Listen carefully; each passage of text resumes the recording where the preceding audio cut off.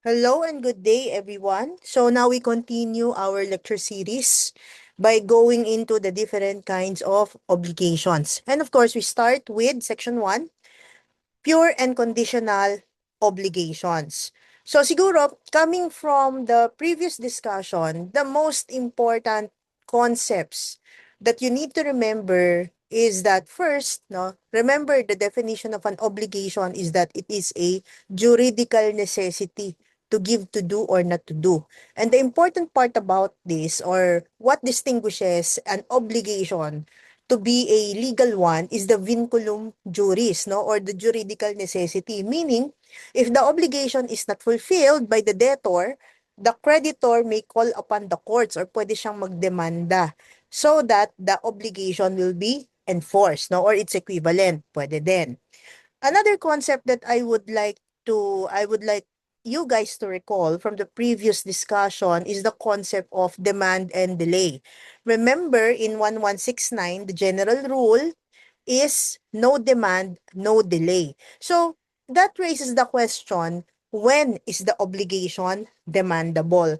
So dito sa una nating lesson, no, for section 1, pure and conditional obligations, in Article 1179, it says, every obligation whose performance does not depend upon a future or uncertain event or upon a past event unknown to the parties is demandable at once. So this one talks of a pure obligation kasi hindi siya dependent on a condition, no? So how do we define a pure obligation? A pure obligation is one which is not subject to any condition, nor does it specify a specific date for its fulfillment and is therefore immediately demandable.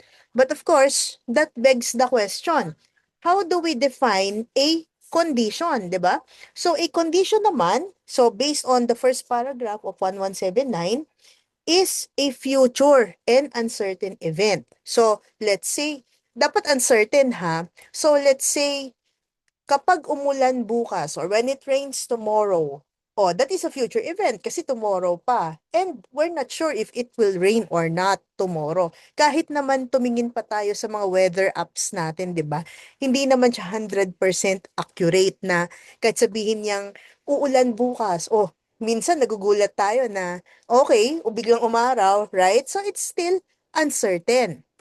Eh, how about death? Oh, 'di ba? Is that a future and uncertain event na we don't know, 'di ba? Parang di natin alam kailan tayo mamamatay eh.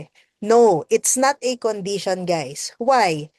It is a future event, yes, but it is not uncertain. Lahat tayo doon papunta, right? So, the fact of death will certainly happen. It's just the when, no, or kung kailan. That's the something that we don't know about it, right? So does this mean that a condition is only dependent, or is only something that will happen in the future? No, no. As you can see here in the first paragraph, it also pertains to past events unknown to the parties. So, yung condition, pwede siya maging past event. Example, when the ship that sailed from Cebu reaches the port of Manila. Eh, hindi natin alam na kahapon, let's say, no, knock on wood, lumubog pala yung barko. So, it can be a past event, pero dapat hindi alam ng parties kung nangyari ba yon or hindi. Di ba? There is still uncertainty in the minds of the parties whether it will happen or not. Right? And sabi dito sa 1179, second paragraph, every obligation which contains a resolutory condition shall also be demandable without prejudice to the effects of the happening of the event. No? So, here, we get to know the second kind of a condition, which is the resolutory condition. So, ano ba yung iba't ibang klase ng mga condition? So when we talk of conditions, it can be a suspensive one, it can be resolutory, the third one is potestative, the fourth one is casual condition, and the fifth one is impossible condition, no? It's important to know the different kinds of conditions because this will have an effect on the demandability of the obligation. Okay? So let's start, no? The first one, a suspensive condition, suspends the demandability of the obligation until the happening of the condition, no? So example nito, I will give you my car if you finish your law course or your law studies with Latin honors. O, di ba? So, the obligation here is not yet demandable kung nag-aaral ka pa ng law or hindi mo pa nakukuha yung iyong law degree. The obligation is suspended until you finish your law studies at dapat with honors, 'di ba? Kasi hindi naman tayo sure kung gagraduate ka ba with honors or not. Actually, hindi nga tayo sure kung matatapos mo yung iyong law degree or not. So, what happens here? In case you finish your law degree, no, but without honors, hindi pa rin magiging demandable yung obligation. In fact, it's actually extinguished kasi the condition did not happen. If you do not finish your law degree, the obligation is also extinguished. So the condition that number one, you finish your law degree, and that second, you finish it with Latin honors, must happen in order for my obligation to give you my car to be demandable. No? Pag natapos mo at nag-graduate ka na, naging laude ka, then you can demand that I give you my car. Okay? The second kind of condition is the resolutory condition.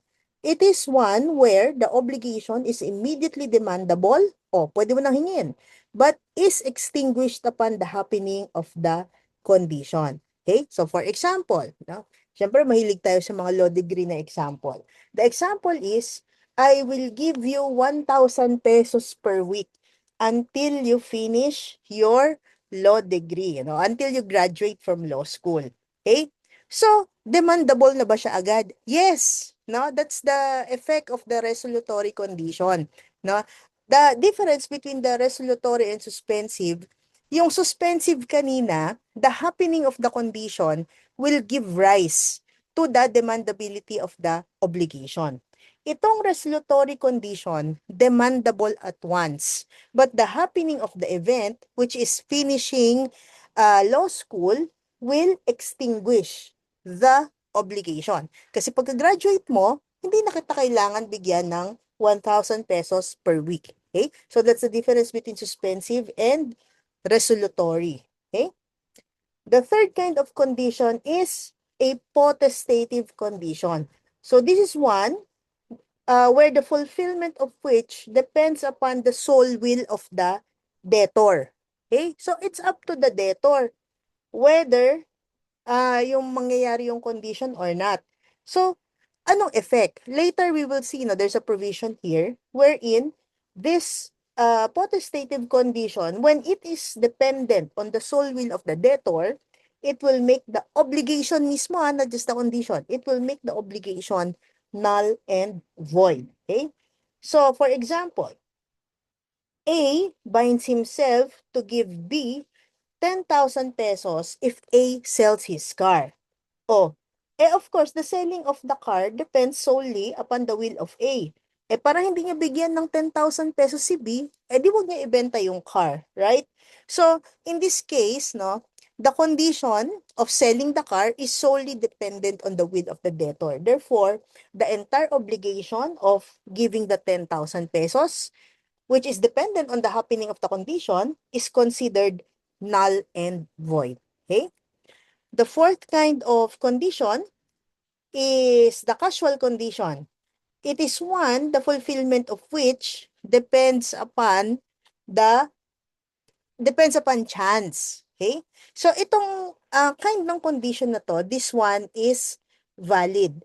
So for example, A will give B 50,000 pesos if A wins the lotto jackpot. O di ba parang kuripot, no? Kasi jackpot tapos 50,000 lang ibibigay. Pero sige. So this one is a casual condition, no? Winning the lotto because it is one that is dependent on chance. Okay? By the way, pwede rin magkaroon ng mixed condition. Partly dependent on the will of the party and partly dependent on chance.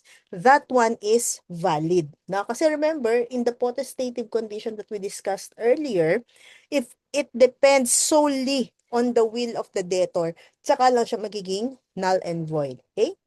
And the last kind of condition is the impossible condition. It is one which cannot physically be done, or one which is, remember, impossibility also pertains to something that is contrary to law, morals, good customs, public order, or public policy. Na? So that's an impossible condition. A positive impossible condition makes the obligation null and void. No? So example nito, A will give B 100 pesos if A can make a square which is at the same time a circle. Paano kaya yun, no? So, impossible yon. But, if the impossibility or if the impossible condition is negative, so ibig sabihin hindi ka gagawa ng something impossible, the obligation is valid. And the obligation will be deemed immediately demandable as if walang condition at all, because it is as if the impossible condition was never agreed upon. Diba? Example, A will give B 100 pesos if B does not make a circle which is at the same time a square. So, kung hindi niya magawa daw, bibigyan niya ng 100 si B. And total, hindi naman talaga magagawa ni B yon. Therefore, B can immediately demand the 100 pesos from A. Okay?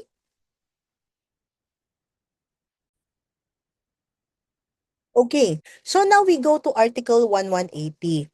This one provides that when the debtor binds himself to pay when his means permit him to do so, the obligation shall be deemed to be one with a period, subject to the provisions of Article 1197. Actually, that's the next section in the Civil Code after pure and conditional obligations. No? So the next section is about obligations with a period.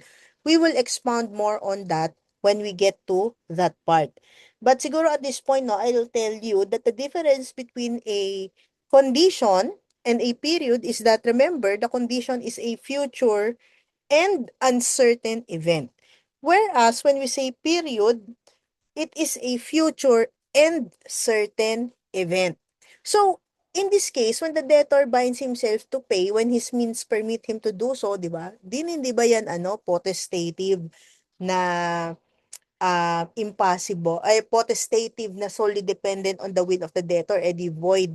Now, actually, this one is, of course, the provision of the Civil Code governs. So, it shall be deemed as one with a period rather than a potestative one. Because, of course, when you bind yourself to pay, now, of course, the law considers that as your obligations. And pag sinabi mong, when my means permit me to do so, sinabi na ng batas, no? The law itself said, it shall be deemed as one with a period, no? Hindi siya magiging potestative na null and void. Eh di ang dami na lang nagsabi ng, I'll pay you when my means permit me to do so. Eh di maging ano na yon, maging potestative, di ba? So null and void. Hindi pwede. No? So the practical application really is, it should be deemed as one with a period.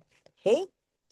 Another form of the term when my means permit me to do so, no? Pwede rin nating sabihin, I will pay you as soon as possible. O yan, papasok din yan sa 1180. Or I will pay you when I have the money, no? Or when I am in a position to pay.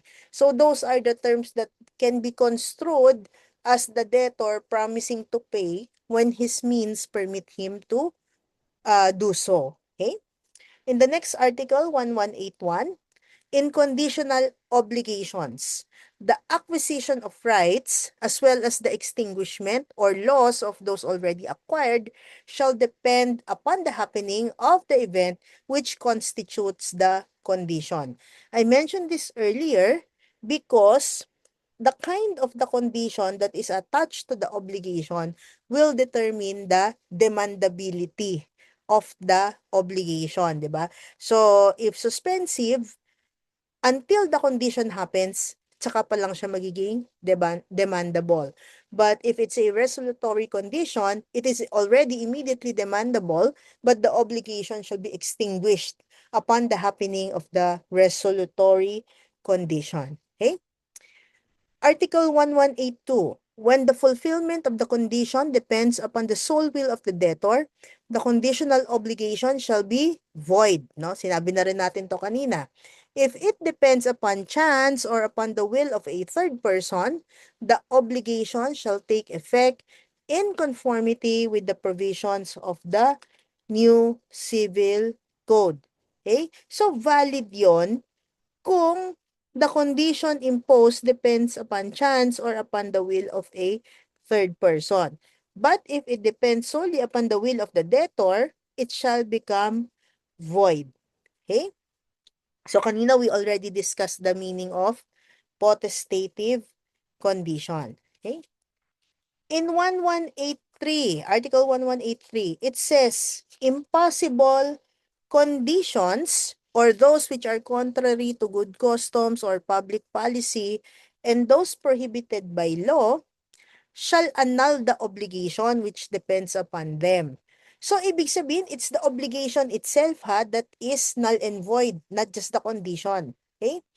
If the obligation is divisible, only that part which is not affected by the impossible or unlawful condition shall be valid. Okay? The condition not to do an impossible thing shall be considered as not having been agreed upon. So itong second paragraph, ito yung example natin kanina, it's a negative impossible condition. Huwag mong gagawin yung imposible, it is already immediately demandable. Wag mo palang gagawin yung imposible, 'di ba? Of course you can do that for sure. It will be fulfilled. So it's already demandable. Okay? Next, in Article 1184, what does this say? The condition that some event happen at a determinate time shall extinguish the obligation as soon as the time expires or if it has become indubitable that the event will not take place. No? So, in 1184, ibig sabihin nito, remember the condition is that it will not happen, right? So, for example, today is Monday and we say, I will give you 100 pesos if it does not rain on Wednesday. Oh, dumating na yung Wednesday at hindi naman talaga umulan. Okay? So, um, that means that my obligation to give you 100 pesos will already become demandable pag naghating gabi na ng Wednesday at hindi naman talaga umulan. Okay? Example,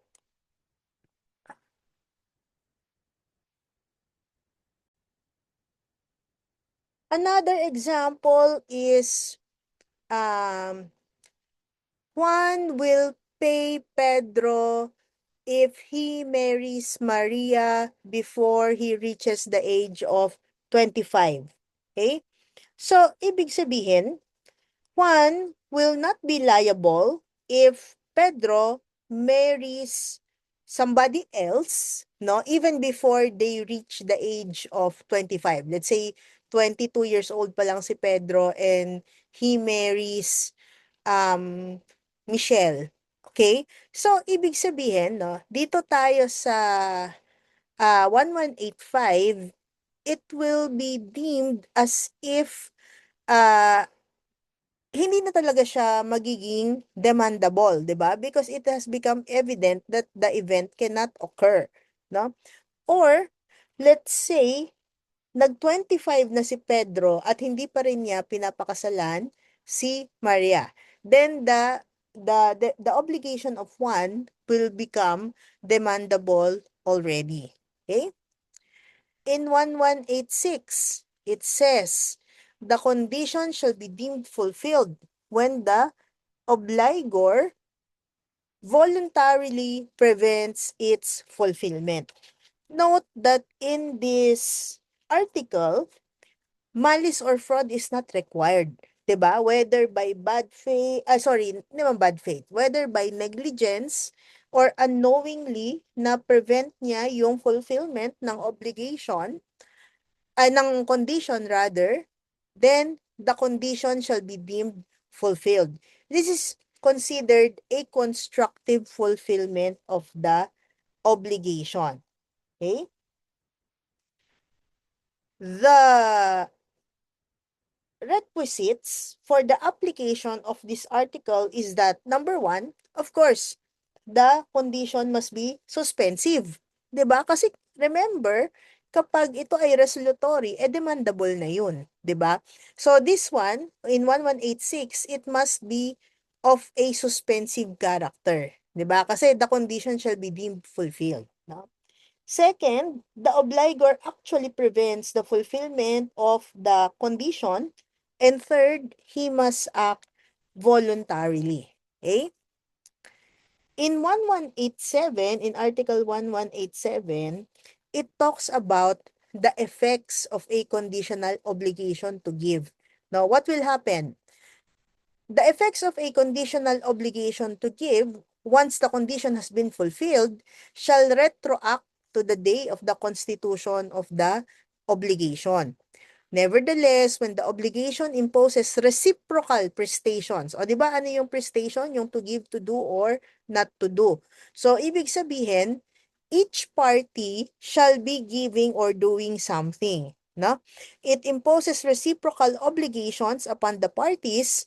The fruits and interests during the pendency of the condition shall be deemed to have been mutually compensated. They cannot demand the fruits and interests anymore. Okay? Remember, di ba, meron tayong mga condition or what will be the effect if the thing improves or the thing deteriorates also during the pendency of the obligation.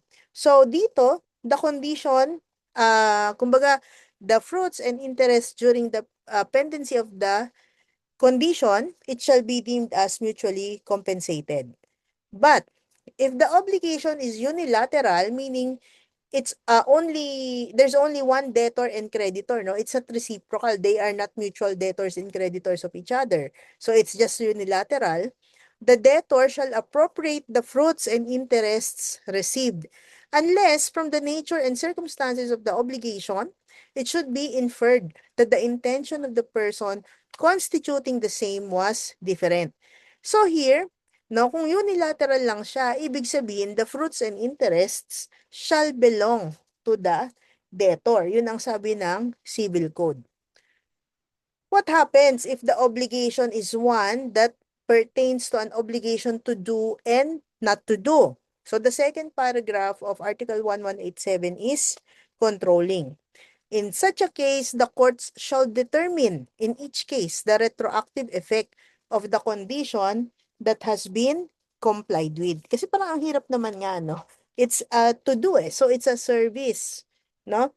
So the courts will be determining the retroactive effects of the happening of the condition. Okay?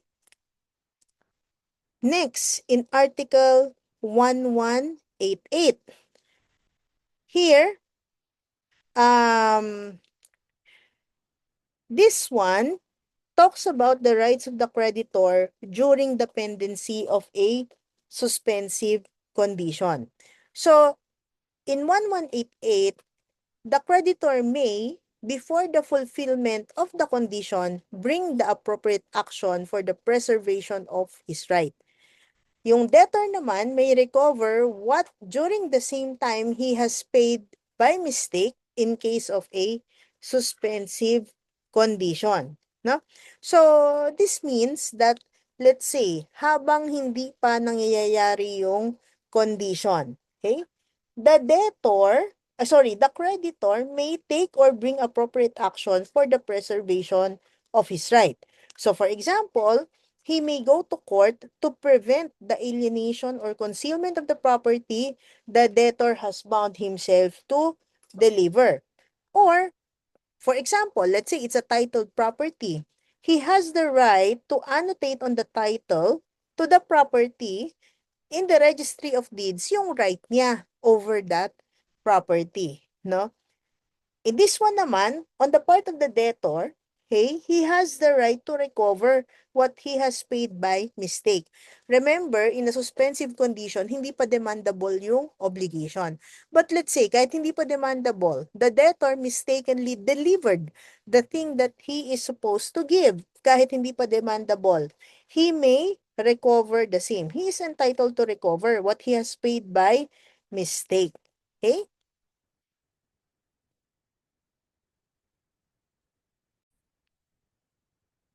All right. So now we go to Article 1189. So this article tells us what will happen in case the thing improves, is lost, or deteriorates during the pendency of the condition.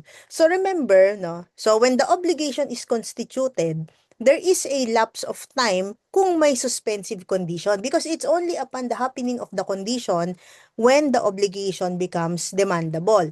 So, ang tanong is, in the meantime, 'di ba, it's possible that the thing that is to be given will be lost, it can deteriorate, or it can improve, 'di ba? So, what are the requisites muna before we apply Article 1189? So, first, it involves an obligation to give, no? To give a specific or determinate thing. So, it's a real obligation, hindi pwedeng sa to do kasi wala namang magde-deteriorate doon, 'di ba? Next requisite is that the obligation must be subject to a suspensive condition. And the third requisite is that, of course, the suspensive condition must be fulfilled because the fulfillment of the suspensive condition will give rise to the demandability of the obligation.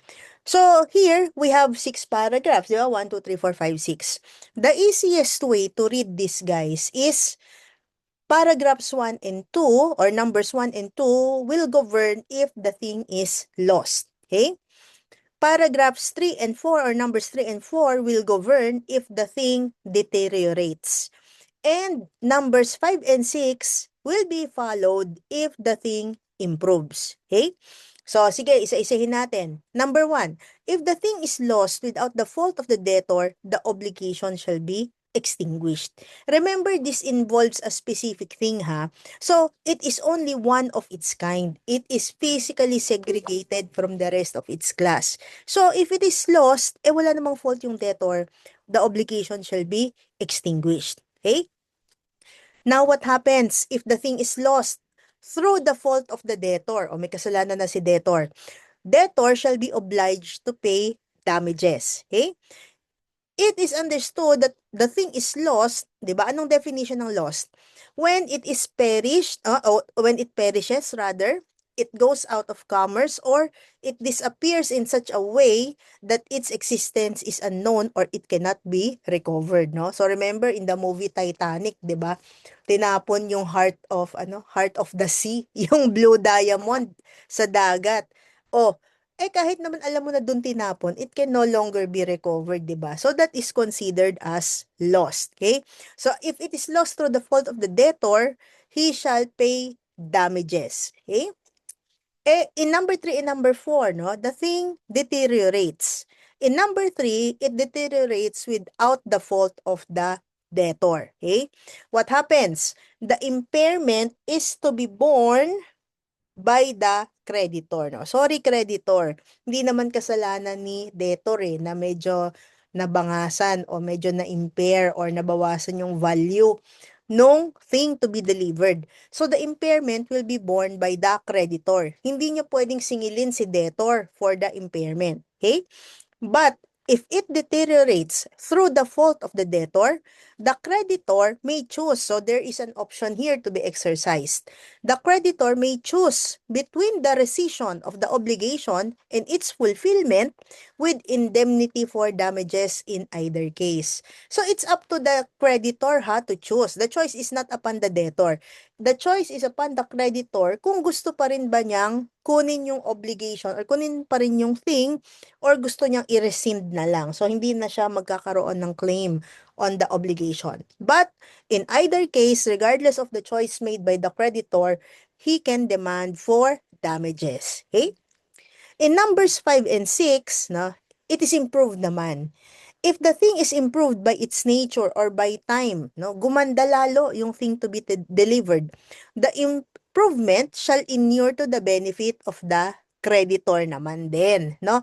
So similar with number 3, whether it deteriorates or is improved, no, without the fault of the debtor, no, or by its own, no, by its nature or by time nag-improve naman yung thing to be delivered, either way, it shall be for the benefit or to be borne by the creditor. Okay? Tatanggapin niya yung thing regardless of nag-deteriorate or nag-improve. Okay? But without the intervention or without the fault of the debtor yon. Okay? If the thing is improved at the expense of the debtor, he shall have no other right than that is granted to a usufructuary. Ano bang ibig sabihin ng usufructuary? In Article 562 of the Civil Code, it is the right to enjoy the use and fruits of a thing belonging to another. Remember, no, this thing is only subject to a suspensive condition, but when it happens, the debtor has the obligation to deliver it to the creditor already. But in the meantime, if the debtor, no, he spent on this thing para mag-improve, he shall have no other right than just to use or enjoy that thing until the suspensive condition happens and ibibigay na niya yon sa creditor. Okay?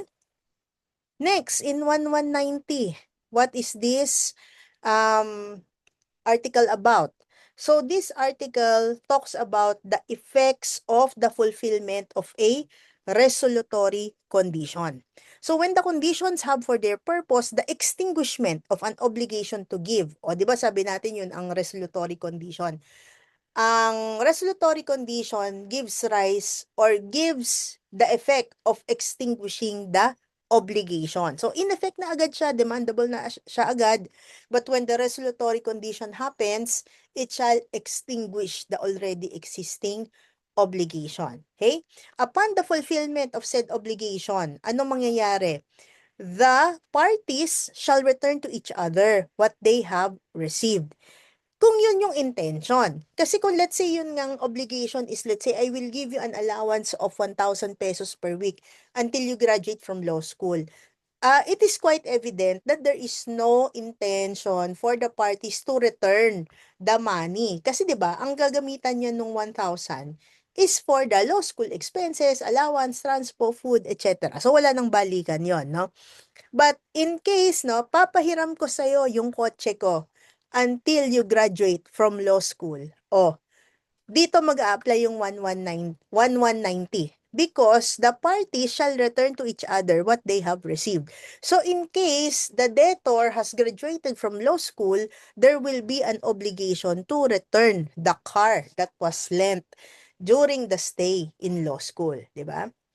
In case of loss, deterioration, or improvement of the thing, the provisions which, with respect to the debtor that are laid down in 1189, shall be applied to the party who is bound to return.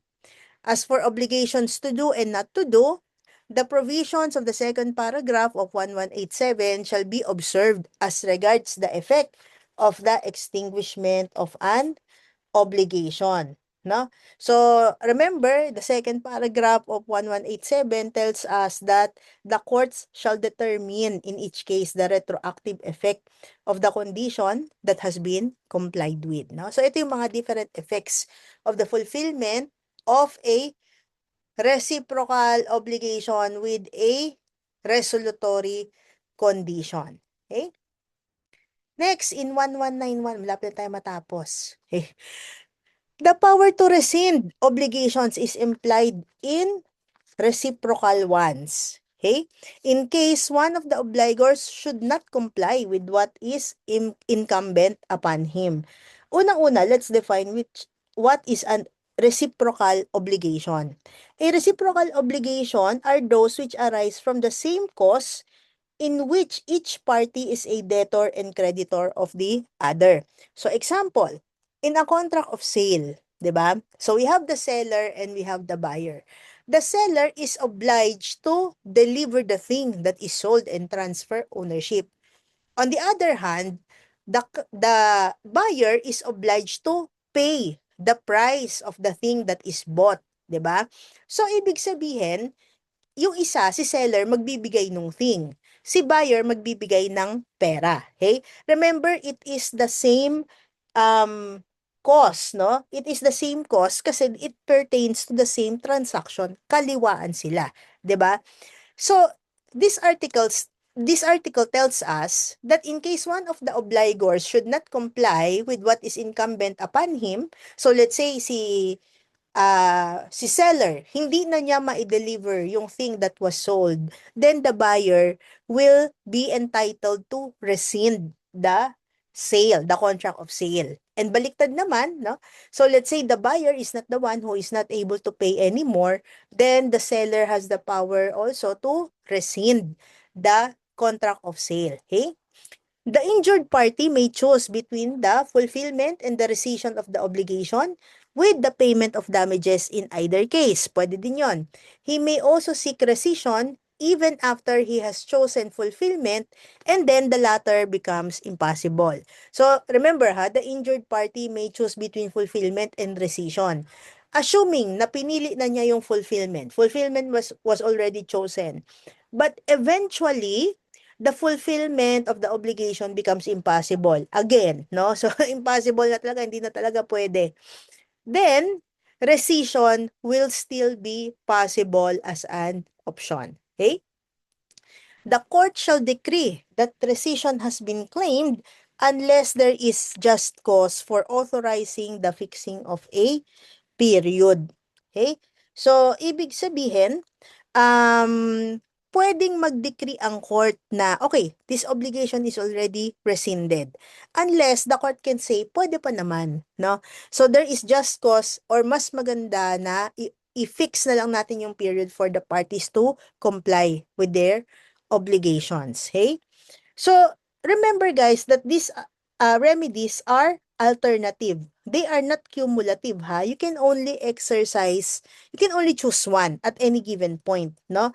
But remember, no, siguro the exception or the modification to this rule is that the party injured may still seek rescission even after he has chosen fulfillment kung naging imposible na nga, 'di ba? Okay, what do we mean when we say rescission?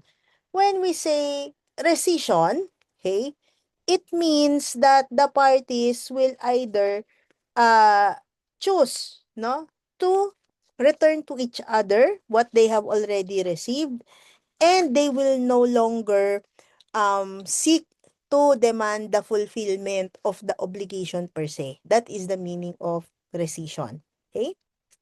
In 1192, and I think this is the last article here, no?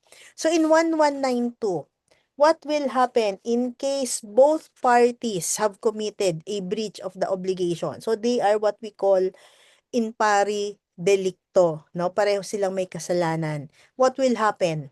The liability of the first infractor, sino ang unang nagkasala, shall be equitably tempered by the courts. If it cannot be determined which of the parties violated the contract, the same shall be deemed extinguished, and each shall bear his own damages. So this contemplates two situations, di ba? So the first one is, the first infractor is known. Alam natin sino ang nagkasala. If it can be determined which of the parties, sorry, which of the parties first violated the contract, the liability of the first infractor shall be equitably tempered by the courts, no? The second situation contemplates that the first infractor cannot be determined. Di natin alam sino yung unang nagkasala. In such a case, the contract shall be deemed extinguished, and each shall bear his own damage. Ito na talaga yung concept ng in pare delicto. Okay? So, thank you guys for listening to this second part. So, marami pa tayong susunod. Actually, tatapusin natin yung buong obligations and contracts, pati ang sales. Okay? So, thank you everyone. Again, this lecture series is dedicated to my very first law professor, Attorney Virginia Diaz of De La Salle University. Salamat ma'am sa lahat po ng naituro niyo sa akin. Salamat po and see you guys in part 3.